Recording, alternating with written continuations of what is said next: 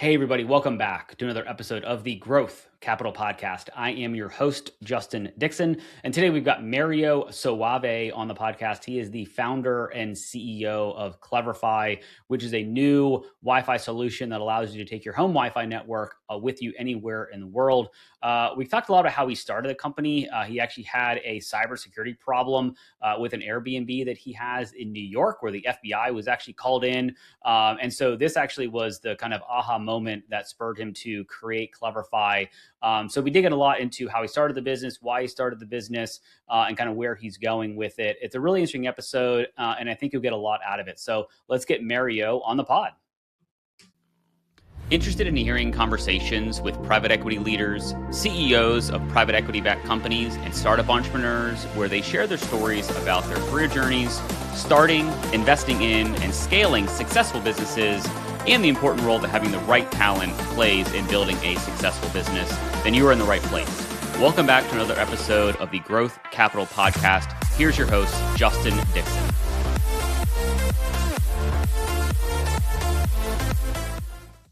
All right, Mario, thank you for being a guest on the podcast. Good to see you. Thank you. Good to see you. Awesome. Well, let's jump right in, I guess. Give the people that are watching and listening to this a little bit of an overview of who you are, where you are, and what you're up to right now. Okay. Yes, my name is Mario Soave. I am the founder of CleverFi. I'm currently in Houston, Texas, and I'm basically launching CleverFi, which is a new solution that allows people to use their home Wi-Fi credential anywhere they go in the world. That they don't have to worry about like having to ask what is the Wi-Fi password or is the Wi-Fi secure? And yeah, that's what I'm doing. Got it. So is it a hardware piece that you kind of carry around with you wherever you go, or is it kind of in your phone? Like how does it work? Maybe give us a little bit of a deeper overview. Yeah, so no, it's nothing that you have to carry around with you. It's not a hardware and it's not even an app. So you don't even have to have an app to use our service. So imagine going into an Airbnb, right? And the moment you check in, actually, it's already pre-check in because you can just go to the Airbnb. Usually they send you the lock code, that's the key access to get into the apartment or the house. And we pre-set up your home Wi-Fi in the Airbnb so that you and everybody that travels with you will arrive and connect automatically. And we do this from a back-end perspective. So you don't need to carry any hardware. You don't need to install any app. And all of this technology works in every device you already have. It's backward compatible with any device on the market, and it's forward compatible with any device on the market. Fascinating. So I guess before we dig deep or jump into kind of like more about the product and use cases and things like that, I guess how did you come up with the idea? Like, this seems pretty specific. So what's your background and how did you kind of come up with CleverFi? Yeah. So I gave the example of Airbnb because I am an Airbnb superhost. I've been hosting for over 13 years now. I have a small place in New York City. And, I've seen how much people struggle with technology. And so there were like 2 and 3 things that happened in my Airbnb that led me to start this company. One of them was that I suffer a cybercrime. So somebody did upload something that they should have not uploaded and the FBI got involved. Unfortunately, it was my Wi-Fi, my internet. I'm the one paying the bill. And so the first suspect, it's me, right? But then when you dig further, you realize that not even the people that were in my Airbnb were actually guilty of any crime. The issue is that we're sharing the same password with everybody over and over and over again, right? And we're not able to revoke access. Once you give the Wi-Fi password as an Airbnb host to a guest, they can give it to their friend and people, like they can share that password. And all they got to do is come back nearby my apartment, which happened to be on the first floor above a very famous coffee shop in New York. And so that led me to think we're doing Wi-Fi completely wrong. It has to be done from an authorization standpoint. The same way you want to change the lock code of a lock, to get into the Airbnb, you want to make sure that the code gets changed at every reservation. We need to do the same thing for the Wi-Fi. And so I started to do that really to protect myself. And I say, this is not going to happen to me anymore. So I'm going to change the Wi-Fi password at every reservation. That's what I'm going to do. And that was the first, episode that made me think we need to fix Wi-Fi. And there are cybersecurity companies out there that are dealing with like network access control for big companies and all that fun stuff. Is this a form of that, or could that solve the problem, but on a much smaller scale for kind of what we're doing, thinking about Airbnbs? Yeah, so I want to get there. Uh, I want to talk about the business side, like even in the office, because I also Yeah. was an IT manager and I Okay. have suffered like issue in the office as well. And so there is a part of like CleverFi that is specifically for businesses and for work. Kind of like think of it as Gmail. You know, you have your Gmail, but then you can use Google for work, right? Which is the Yeah. Gmail plus a bunch of other stuff that makes it work. So I would like to get to that point and a little bit later on the conversation, if that's okay, Yeah. because I wanted to tell you the second story about my Airbnb because this is very interesting. It can resonate with many people. So, as I was doing that thing of changing the Wi Fi name and password for every reservation, I realized that there was a mom that came to my Airbnb and she brought a baby camera. And I'm like, Hmm. why, what in the world? And then she's like, oh, I also have an Alexa. And I'm thinking, what's going on? The world is changing. People are traveling now with their IoT devices. And Yeah. so this mom was traveling with an Alexa and a baby camera, obviously because she had a baby that couldn't sleep and she wanted to play white noise for the baby. Now, she couldn't connect to the Wi Fi. She was not tech savvy. And that's when I'm like, okay, wait a minute. Why is the infrastructure? Why is the Airbnb a static things and she has to adapt to it? Why can't we do the vice versa? Why can't we have the Airbnb be her home for a moment, right? For those 5 days that she booked, we got the reservation. We can pull API data from like a API, obviously with authorization and so on, and she can have her home Wi-Fi. She was Yeah. from Canada, traveling in New York, and I'm like, don't worry, send me your Wi-Fi credential. I'll set them up. As soon as I'm on the phone and I click enter, the Alexa start playing music and the baby camera works. And Hmm. so she was like, wow, if all of the Airbnb had this technology, I could simply travel around the globe and have my devices always connected with no hustle. And so that was like the second episode where I'm like, okay, I need to work on this. I'm up Yeah. to something. And that's when I filed for the patent that we have right now that covers the fact that you can teleport somebody's Wi-Fi credential based on an activity. Got it. So you kind of figured out the process to have my Wi-Fi travel anywhere I am, and this is international, global, obviously Canada to Sure. US. So how do you? I mean, again, there's a million questions, and I'm not a tech person, so these are probably going to be somewhat dumb questions. But like, how does it work? Like, how do you connect my Wi-Fi to a house that is in Italy or in London or New York, or like how does it all work? Yes. Very So simply, very simply. simply, if we want to do something simple, it's always good to do an analogy, right? Yep. Do you have a Visa card or a MasterCard? Yep. You go to a coffee shop in Rome and you buy a coffee, Yep. right? How is it going to happen, right? Let's think about that. In the coffee shop, they use a POS system who's compatible with Visa and MasterCard, Hmm. and it allows you to pay with your credit card. Now, the money are not really exchanged in that moment. There is a Right. process behind the scene that give you authorization and access to your money, to your home money, in Austin from your banking while you're in Italy. And it all happens in a matter of a second, right? It's no rocket science. It was rocket science when they launched Visa, MasterCard, or American Express. People would go around and be like, hey, with this card, you're going to be able to go around the world and you're going to get access to your money anywhere you go. And people 50 years ago were like, you're crazy. Right. Like you can't do that with a piece of plastic, access to money, get out of town, and Yeah. now, in 50 years later, now we all access our money only in a digital format using a POS system that has been pre-installed, right?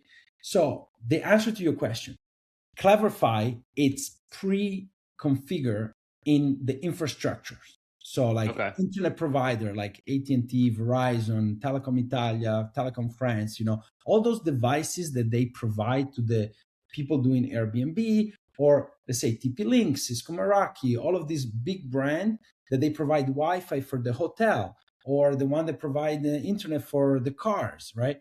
All of those are enabled or are going to be enabled with CleverFi.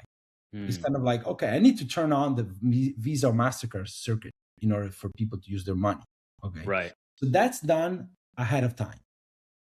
And then what we do, you as a user, Justin, you basically sign up to CleverFi and you say, I want to use CleverFi when I travel.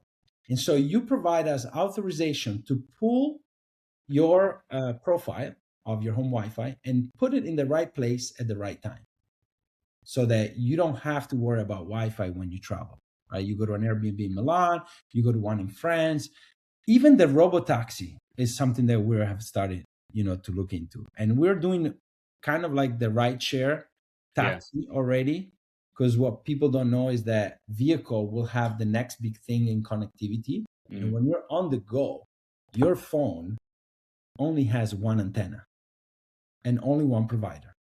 The vehicle can connect to three providers: Verizon, T-Mobile, and AT&T, all simultaneously.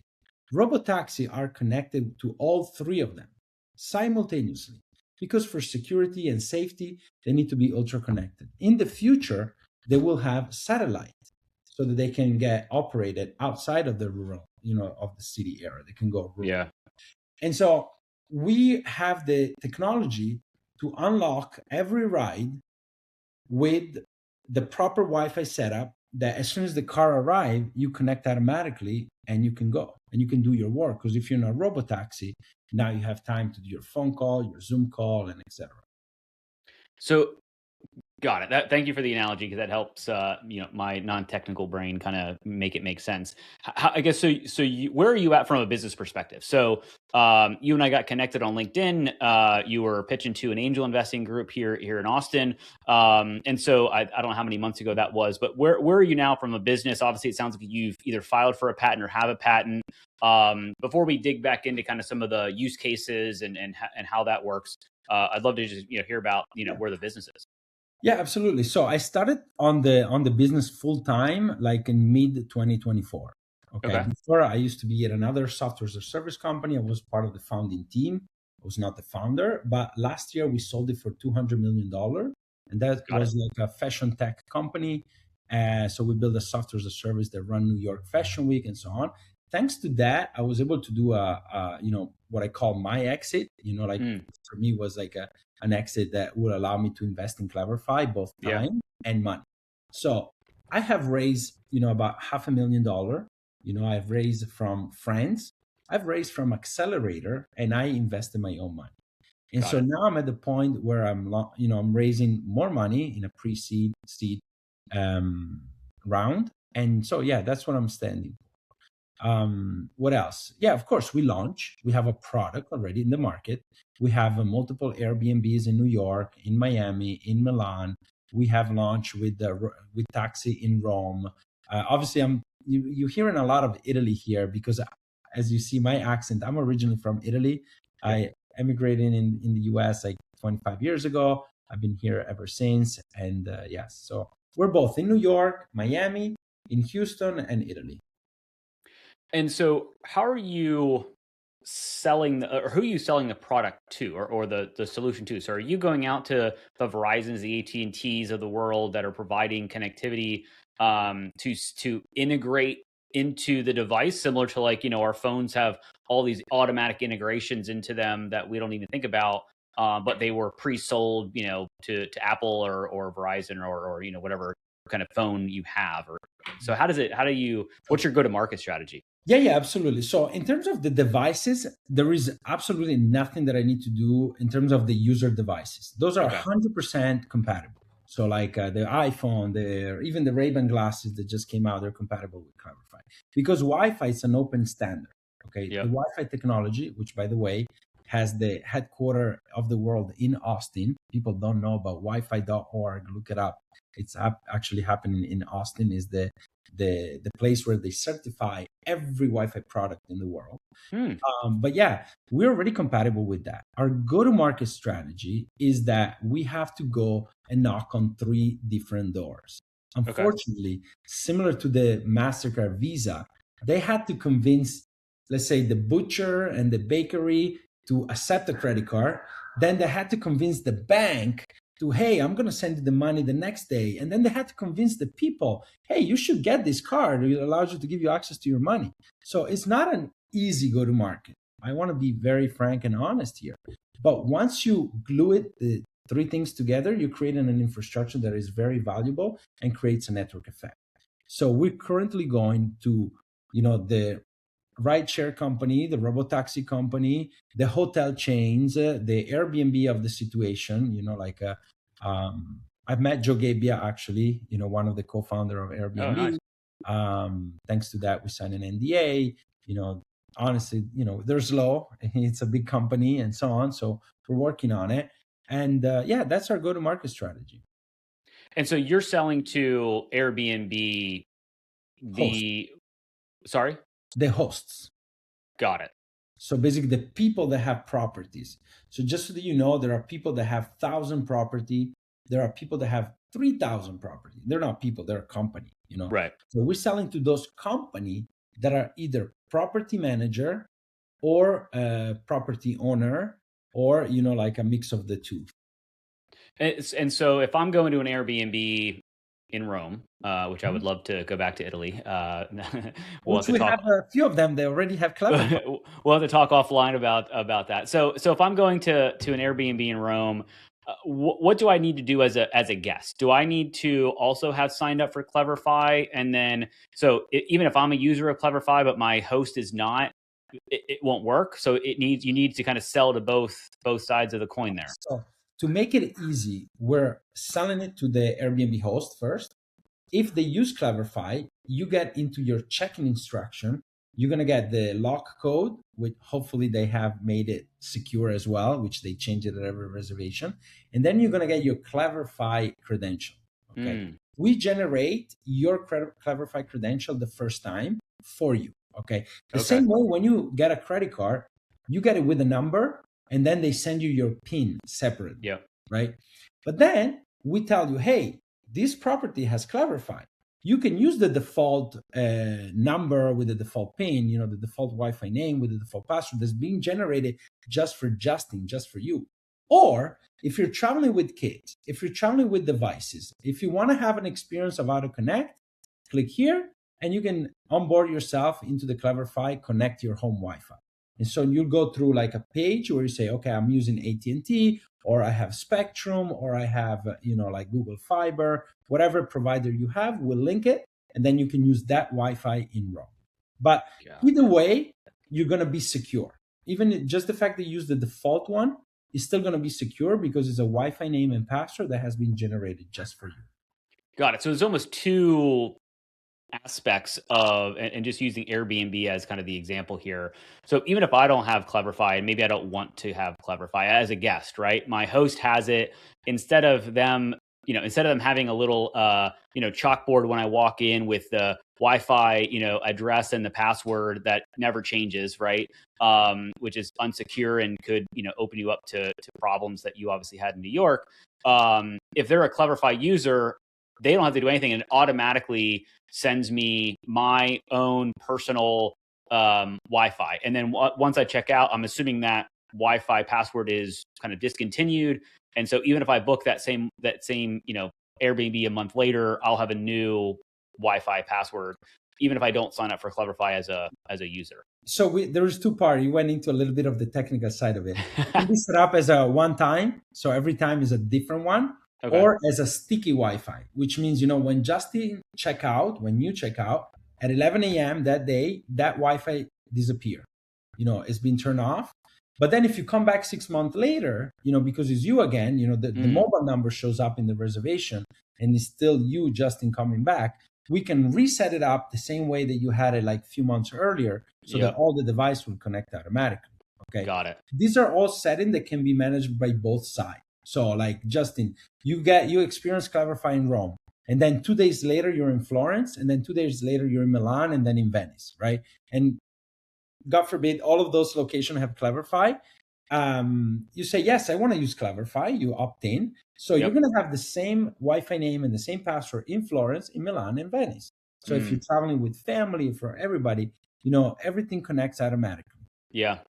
Yeah, that's interesting because I travel. I go to LA once a quarter, and we've stayed at the same Airbnb two times in a row. But every time everybody gets there, it's like, what's the password? What's the all that stuff? That's always the first thing that people want to do is get the Wi-Fi, especially if you're traveling internationally. And so it would be very seamless and very nice to just walk in the door and you just automatically are connected. So that is very very interesting. How does it from a security perspective? Because obviously security is on the tip of everybody's tongue, other than AI at the moment.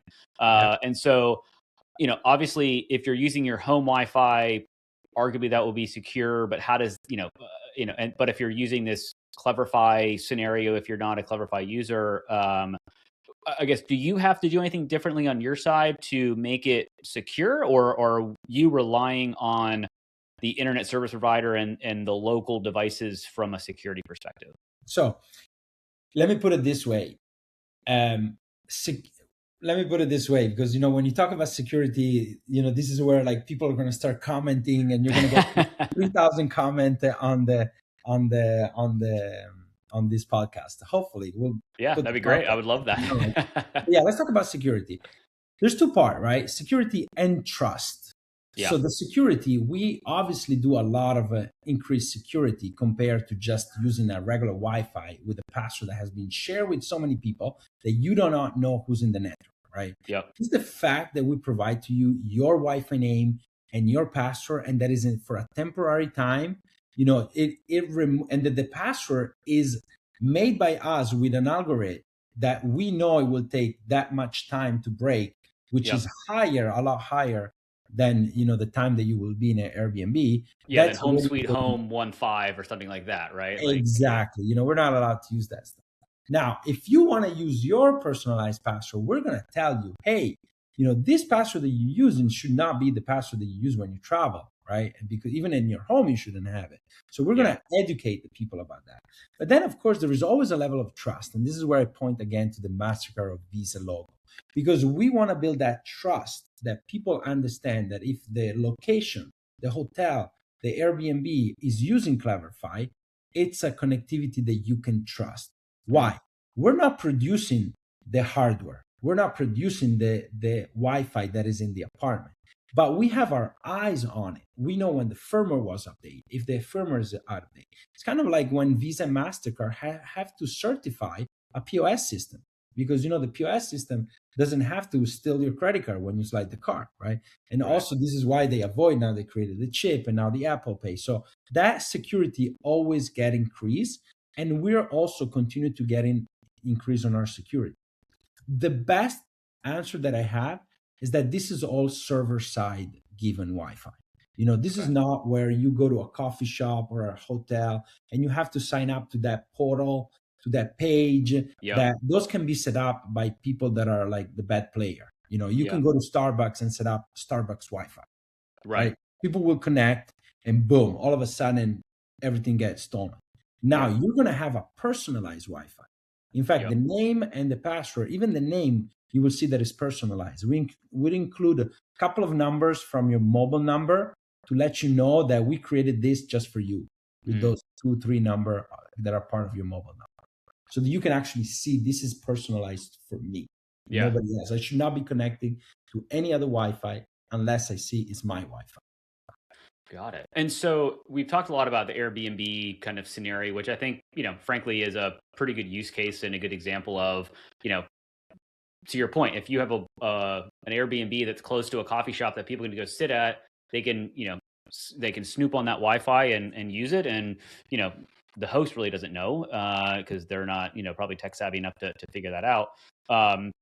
What's next? Like, obviously linking your home to an Airbnb is great, to a robo taxi. That's very interesting because sometimes you're driving around and the internet signal is not as strong as it is in another part of the area that you're in. So having, connected to whatever Wi-Fi you have would be useful. What are the kind of the stages of growth that you're trying to get to, over the next, call it, 1, 2, 3 years? Is it getting into the Starbucks of the world and being there, being a CleverFi user, and so that anybody that walks into that Starbucks either can get their own personal Wi-Fi and or if they're a user of CleverFi, they just connect to their home, internet. Yeah. So let me tell you something.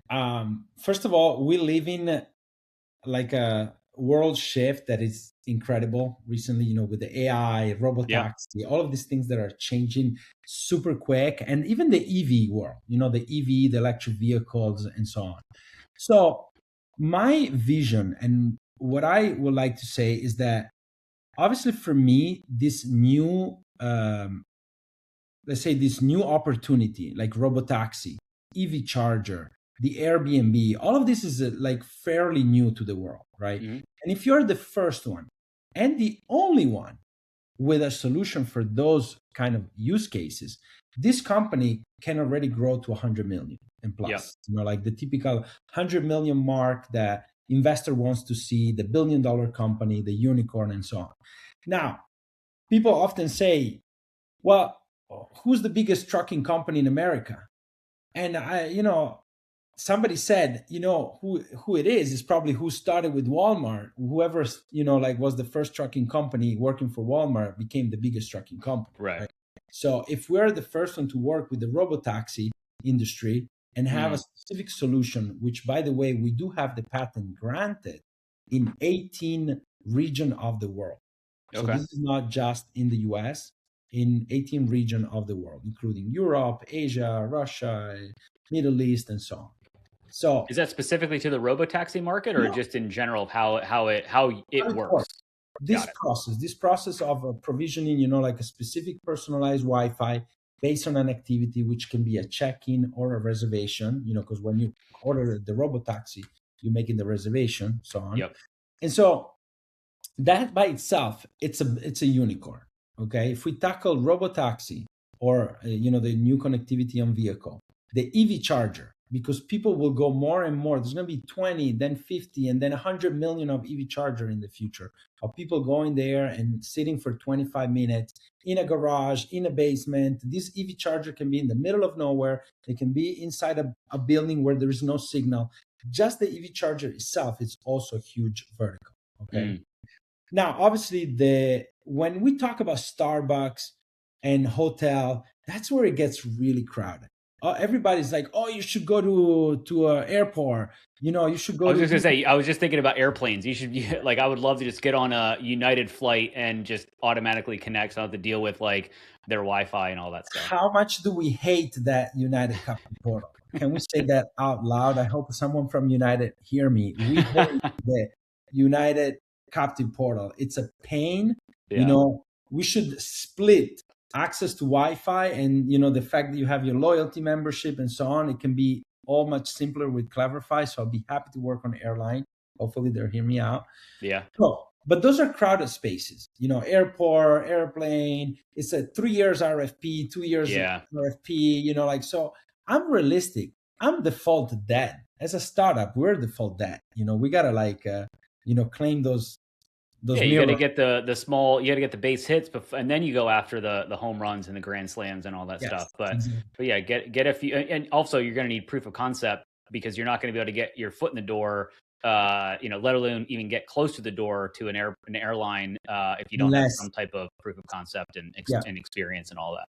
Yeah. So this is why we're doing a bottom up approach from wherever we can in the world. So we're just launching a new hotel in New York, the taxi in Rome, the Airbnbs, whatever we were able to launch it. Then, of course, we have a top-down approach, which we go to, the Waymo, the Zoox, the robotaxi that are very important. And then there is the B2B SaaS approach, and this is when we can start talking about how can your solution work in a B2B SaaS world, like for business, for like if you're a dental office, if you're like a lawyer firm, if you're like something else, right? Because the investor, they like to see the big vision, but then they want to see like, okay, how can you make this super quick that you make money? And so, when you're ready, I tell you what we've been doing recently to basically allow people to have such a secure Wi-Fi also in the office space. Well, yeah, because I was curious about kind of in the beginning of the conversation around the B2B side. My wife used to work for a network access control cybersecurity company, and so that was just my brain went to there are solutions out there for businesses that can make sure that the people that are trying to access your network are the people that you want accessing your network versus the people that you don't. And so I guess is that kind of phase two of kind of the business is kind of going after the Airbnb, robotaxi kind of market now, and then Airbnb kind of the B2B kind of play is kind of phase two. We're gonna probably flip it. We're Ah, gonna go B2B first because we know that the Airbnb and the robotax and all of that takes time because yeah, they start with pilots, then you start with the yeah, study, then you grow it and so on. So the B2B is very clear. Like if you're not a corporate America or a corporation, like a large corporation, you have the problem that I will be describing right now. In a corporate environment, everything is buttoned up, tied up, access to Wi-Fi, certificates, security, and everything, right? But in a small business where you have 20 employee, 10 employee, 15 employees, up to 50, sometimes 100, yeah, they're sharing the same Wi-Fi password with all of the employees. You go to a dental office, which should be HIPAA compliant, like HIPAA means like, yeah, you know, not sharing your privacy data, yeah. having all of the security in place. I'm talking real life experience. I know for a fact multiple dentists, multiple offices that should be HIPAA compliant or legal compliant and so on, that are sharing the same password with every employee.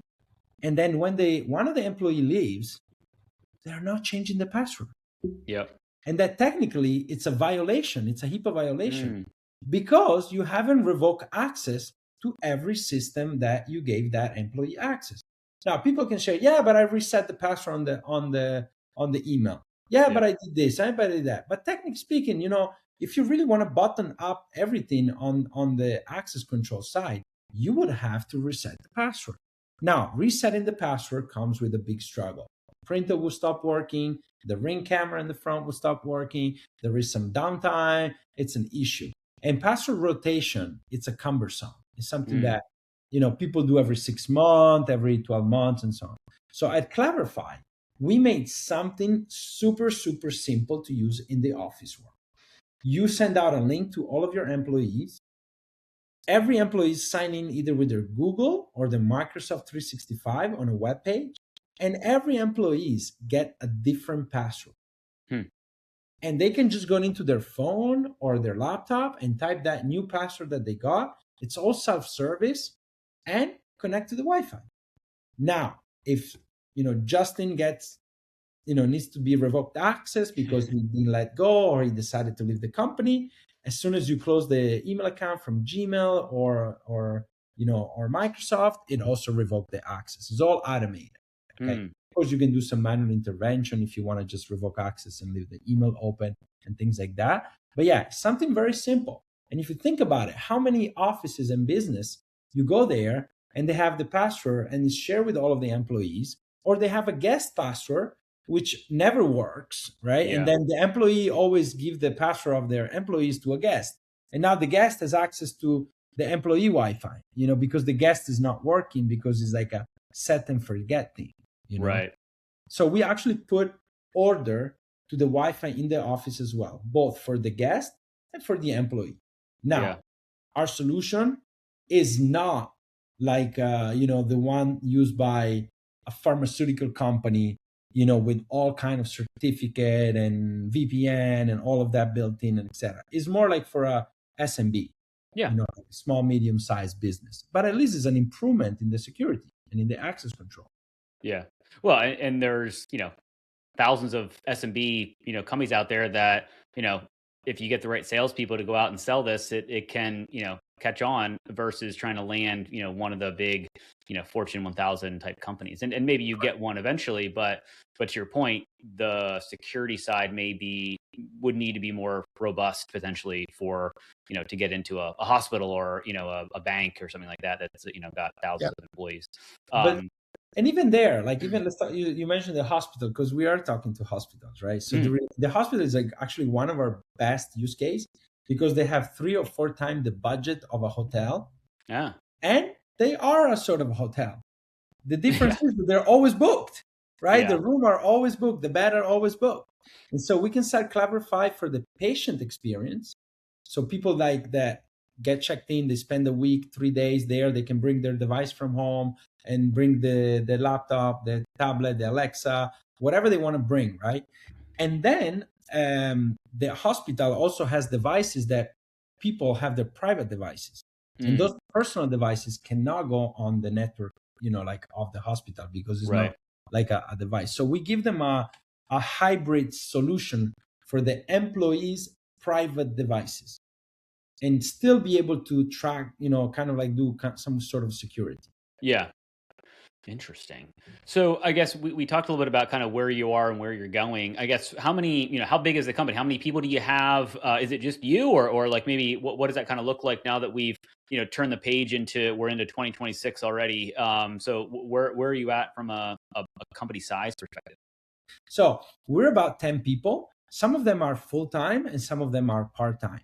One thing that we all have in common is that we're in a mission to make CleverFi successful, because we all have some sort of like personal experience attached to this company. So that, either struggling with the tech, people that, like have experienced this problem, people that have been in the industry. So I like to say we're a missionary team, all of us, depending, regardless if it's a full-time or part-time, we all are under the same mission. Got it. Well, I mean, this is very, very interesting. I guess, if there's somebody out there that's listening to this, maybe they're a founder or they want to be a founder. You obviously were part of a founding team at your previous organization, so you kind of had the ability to see what it was like to start a business and scrap and have the grit and determination to do it. And now you're kind of doing it, as a founder, as the founder. How has your previous experience kind of helped you in this kind of environment where you're the guy, you're the one that's kind of doing this, and this is your kind of your baby that you are kind of birthing and trying to grow up essentially? Yeah. Well, I like to say I don't like to reinvent the wheel, and I like to use framework that I learned before.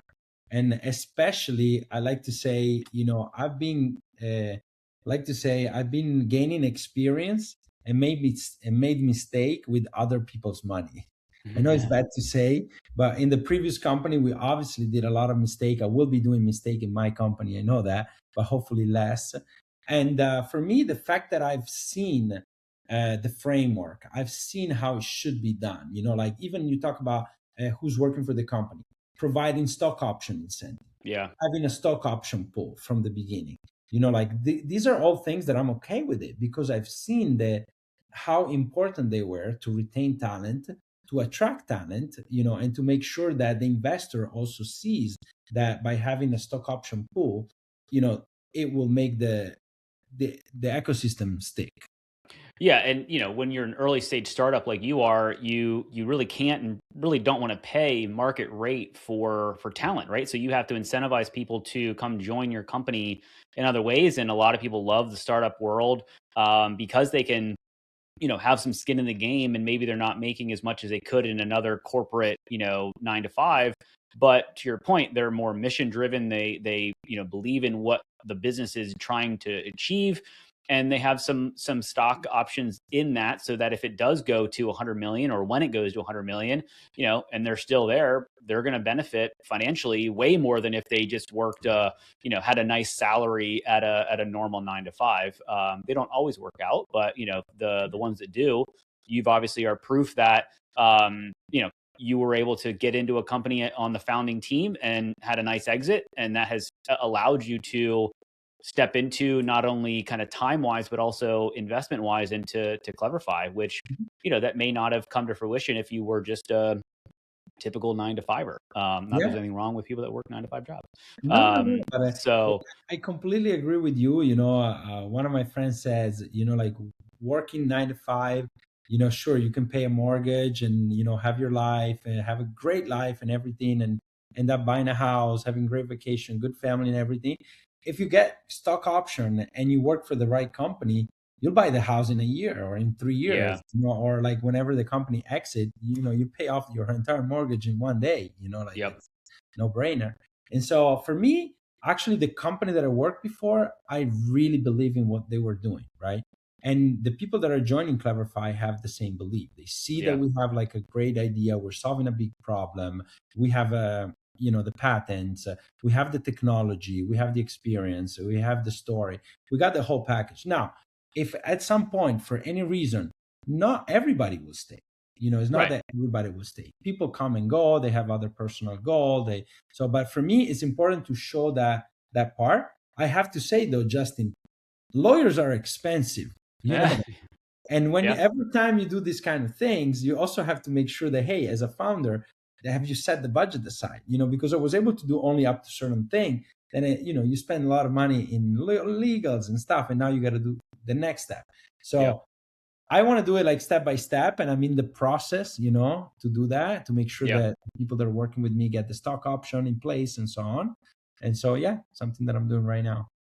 Very cool. I guess as we round this thing down here, if we jumped on a podcast a year from now, we're recording this in like I said, early January of 26. What are you trying to? What are one or two things that you're really trying to achieve this year to kind of keep the business moving in the right direction? Okay, what I'm going to remove the word trying. Okay, fair. I love it. Because we're not trying. What are you going to do in the next 12 months? Yes. So what are we going to do? We're going to go at least like a break even. Okay. From what we spend for the team, for a small team that we are, and the revenue that we generate. And that's my goal, regardless of having to raise money. It's not that I'm saying I don't want to raise money. Yeah. I want to go home run, raise a pre-seed, then a seed, then a series A, then keep raising and growing the company, because this is going to be a big company. But what I need to make sure is the risk, any possibility, because the world changed, all the time. There are like, we've seen the news this weekend, things happen. And so it's better to have that done as quick as possible. Okay. So that is my goal, to break even immediately as soon as I can. Luckily, we can use AI. We can leverage an AI tool to automate a lot of things, to basically give a 10x power to everyone in our team. This is my mission for 2026, is like 10x, 5x, every step that we do with AI. Love it.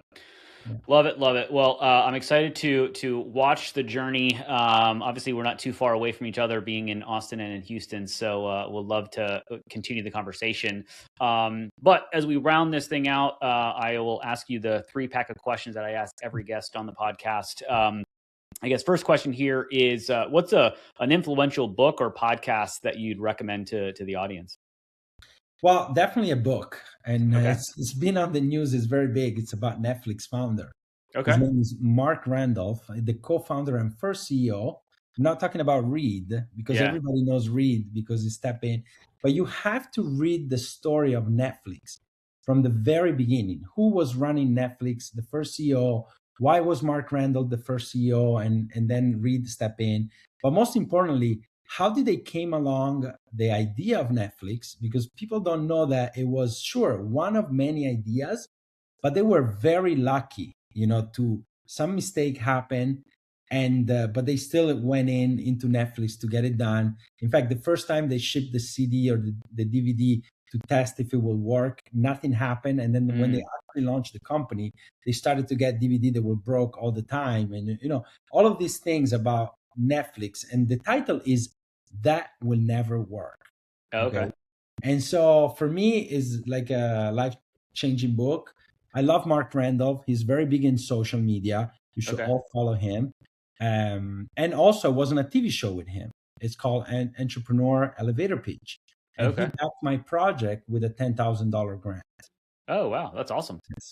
Well, very cool. I will have to check that book out. I don't know the full Netflix story. I feel like I probably should. So have to read the book or do the Audible, the audiobook. And then there is a Netflix. Funny enough, the Netflix store is actually on Amazon Prime. Take a look. Yes. Interesting. I will have to check that out for sure. Awesome. Second question here. What is your favorite thing to do outside of work? Favorite things. Number one, Okay, family and kids obviously can not say that, otherwise my wife's listening, But like for my own personal things, is snowboarding. I Okay. like to snowboard, go to the slope, go snowboarding. I'm from Italy. I grew up, in the Alps, and then bike Okay. riding and things like that. Yes, those are the two things that I do. Not a lot of ski slopes in Houston, though, No. unfortunately. So, But funny enough, you have all the flight to, the whatever location you yeah, you've want. got a big enough airport. You can get to pretty much wherever you want to go direct. I've tried one time to do Colorado, to go to Aspen. Okay. In the morning and come back at night with a later flight is cheaper than staying in a hotel. Believe me. Oh, wow. Yes. That's impressive. That's pretty interesting. Very cool. Awesome. Final question here, Mario. Long vacation spot? Okay. Well, this is easy for me. I go to Italy. Okay. It's even though I spend my long time in Argentina, I go to South America because it's nearby. The time zone is easy to manage and so on. If I have to do a long period of vacation, I go to Italy, both in the summer and the winter. I get the best, of the beaches in the summer. I go to Sardinia. You all should check out Sardinia and the Mediterranean, please. The Alps during the winter, but also the Alps during the summer. I love to be in the mountains, and maybe because I can navigate certain experiences that I can do there with the budget that I have in mind. I tend to see that everything is so expensive here in America. Yeah. You want to do a really good vacation, you have to have the big budget. And as a startup founder now, all my money goes into. You're more budget sensitive Yes. at the moment. Yeah, no, Italy is definitely has a special place in my wife and I's heart. We spent a week kind of traveling from Rome to Florence to Tuscany and spent a few days kind of traveling around Tuscany. So we haven't made it all the way south or all the way north. We kind of stayed in those kind of general regions for the week, but definitely enough to want us to go back at some point as soon as we can. So Right. we'll have to check out Sardinia and go down there. So awesome. Mario, really appreciate you being on the podcast. If people want to, reach out to you, learn more about CleverFi, learn about your story, what's the best way to connect with you? So I would say LinkedIn. Okay. But you have mentioned the podcast. Mention that you saw me on the podcast so that there's a level of credibility. Yeah, I will read the message and respond to you and so on, because we get a lot of inbound, right? People trying to sell you services and so on. But if you do mention the podcast, you will get 100% connection approval, and I will, happy to meet up in person. I'm always in Austin, San Francisco, New York, Miami, Los Angeles. Those are the places that I hang out the most. In Colorado sometimes. So yeah, and even anywhere in the world, in Europe. I go to London all the time and Italy. So no problem. Very cool. Awesome. Well, Mario, really appreciate you being on the podcast. It was great to learn about CleverFi and your story. And yeah, looking forward to hearing more about it down the road. Thank you. Thank you so much. Ciao, ciao, everyone.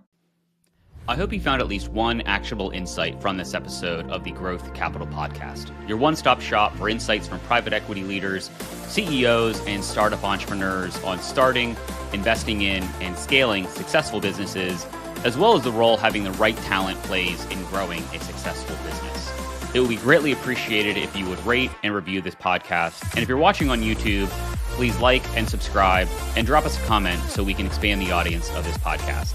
Thank you for all your support, and don't forget about upcoming episodes dropping every Tuesday.